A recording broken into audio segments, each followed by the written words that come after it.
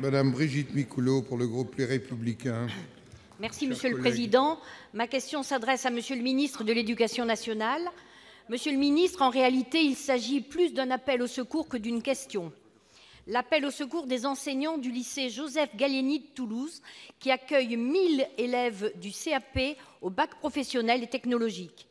Mardi dernier, cet établissement était en grève pour dénoncer une situation inouïe qui dure depuis des années et qui ne cesse d'empirer.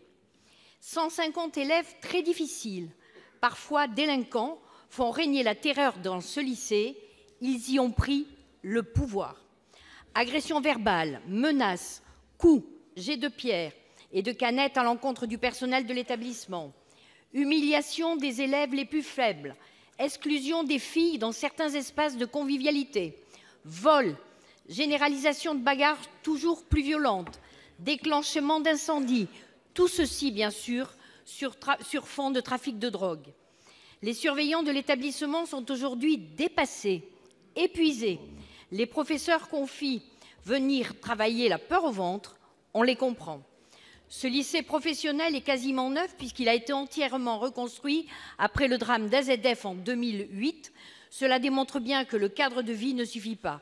La situation de ce lycée n'est malheureusement pas unique en France et l'accueil des élèves particulièrement difficiles conduit à remettre en cause les chances de réussite de tous ceux qui, dans ces établissements, souhaitent travailler.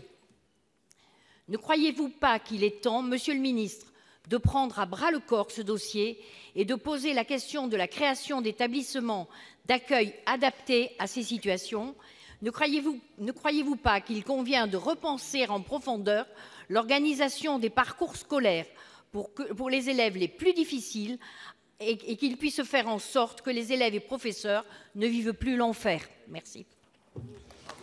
Pour vous répondre, la parole est au secrétaire d'État chargé des relations avec le Parlement, M. Castaner. Merci, Monsieur le Président, Mesdames, Messieurs les sénateurs, Madame la sénatrice Brigitte Micouleau. Vous relayez, et vous avez utilisé ces mots, ils sont ceux des enseignants, vous relayez un appel au secours.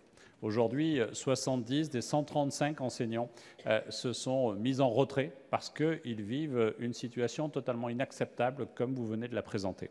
Ce phénomène n'est pas nouveau. Vous l'avez dit, cet établissement a été reconstruit après 2001. Il a normalement une capacité d'accueil de 1400 places et aujourd'hui, les effectifs sont déjà largement inférieurs parce que les tensions qui existent ont amené les services du ministère de l'Éducation nationale à faire des choix. L'année dernière, déjà, des tensions fortes ont existé. Il a fallu déployer sur le site même du lycée les équipes spécialisées de sécurité, l'équipe mobile de sécurité de l'académie qui a été déployée dans l'établissement. Des cellules d'écoute ont été mises en place pour les personnels. Autant de situations que nous avons connues ces dernières semaines et qui se sont renouvelées le jour de la rentrée, le lundi 8 janvier. À la fois, ce que vous avez rappelé, ce que j'évoque en vous répondant, sont autant de faits qui sont totalement anormaux dans un établissement scolaire, qui doit être un lieu de paix, un lieu de calme, un lieu de partage, un lieu d'éducation. Et ces conditions-là, aujourd'hui, ne sont pas réunies. C'est pour cela que l'inspection d'académie et le rectorat ont reçu, dès la semaine dernière, l'équipe de direction pour envisager, avec les autorités des collectivités locales, les moyens d'aménagement nécessaires pour cet établissement. L'inspecteur d'académie et les services du rectorat recevront ce soir l'ensemble des représentants des enseignants pour qu'on puisse trouver une solution pérenne qui permette de retrouver le calme nécessaire à l'apprentissage de ces enseignements. Ces quartiers difficiles que nous connaissons en France ont besoin d'investir massivement dans l'éducation parce que c'est justement la clé de l'émancipation. Et c'est la condition de l'émancipation et de la sécurité de chacune et chacun. Donc bien évidemment, le ministre de l'Éducation nationale est très attentif à ce sujet. Merci. La parole est maintenant à notre collègue Stéphane Piednoir pour le groupe Les Républicains.